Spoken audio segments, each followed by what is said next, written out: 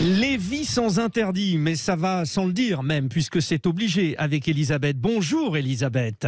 Bonjour Frédéric, bonjour à tous. Bon, je me disais bien que ça allait vous faire réagir. Ce qui s'est passé ce week-end à Sainte-Soline, après les affrontements, Sandrine Rousseau parle de désobéissance sans violence et Gérald Darmanin d'éco-terrorisme. Ça va loin, hein?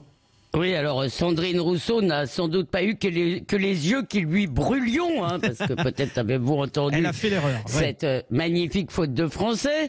Les lacrymos ont visiblement brouillé aussi son entendement, hein, parce qu'une manifestation interdite, des recours rejetés par la justice, des militants cagoulés armés de pelles et de pioches qui font intrusion sur un chantier, sectionnent une canalisation et attaquent les gendarmes à coups de projectiles et de feux d'artifice. Le résultat, 60 gendarmes blessés, dont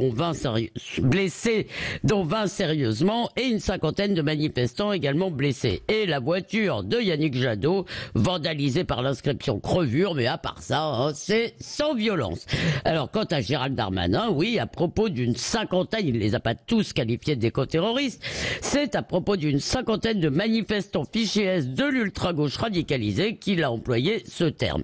Eh bien, deux éléments définissent le terrorisme. Dans le fond, c'est la violence et l'idéologie, et ces deux éléments sont ici présents. D'ailleurs, je l'appliquerai aussi, ce terme d'éco-terrorisme, aux crétins qui détériorent des tableaux, même si la violence est ici symbolique. Alors, ces militants, hein, ils sont en plus, c'est aussi un élément du terrorisme, ils sont convaincus d'être les détenteurs du bien, hein. De toute façon, c'est légitime, surtout quand il s'agit d'écologie, dit Rousseau sur BFM, je crois.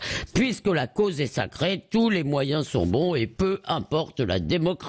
Ouais, c'était effectivement chez nos confrères de BFM. Alors certes, on y croit, si on croit le ministre de l'Intérieur, force restera à la loi et à la démocratie, Elisabeth. Eh bien, on aimerait le croire, malgré le précédent de Notre-Dame-des-Landes où l'État s'est couché devant les zadistes et assis sur le résultat d'un référendum. Reste que la violence d'ultra-gauche bénéficie d'une étonnante indulgence médiatique, alors dans certains médias, et politique dans certains partis. Hein, je pense par exemple aux Insoumis et donc à une partie de ELV. Alors, je voudrais montrer cette indulgence en prenant un contre-exemple. Rappelez-vous, Génération Identitaire menait des actions spectaculaire à la SOS Racisme, mais n'a jamais agressé personne ni commis de dégradation, même lorsqu'ils ont occupé le chantier d'une mosquée à Poitiers. Alors, par exemple, en 2019, ils avaient fait irruption, donc sans violence, hein, sans armes, sans cagoule, dans les locaux de SOS Méditerranée. Ils s'étaient mis aux fenêtres et ils avaient déployé une banderole avant d'être évacués par la police. Ça se passait à Marseille. Lors du procès, il y a 15 jours, le personnel de SOS Méditerranée, alors là on a rajouté, hein, évoquant un traumatisme effroyable, expliquant qu'ils avaient cru mourir, et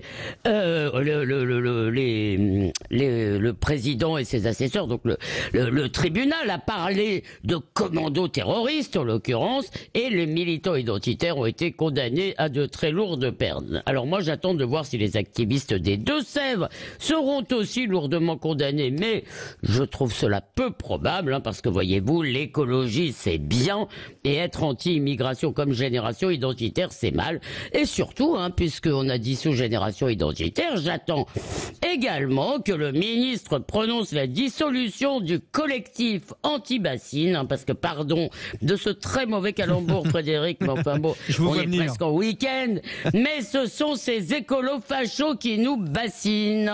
Voilà, ça s'appelle Elisabeth sans interdit et vous avez compris pourquoi. Merci Elisabeth Lévy.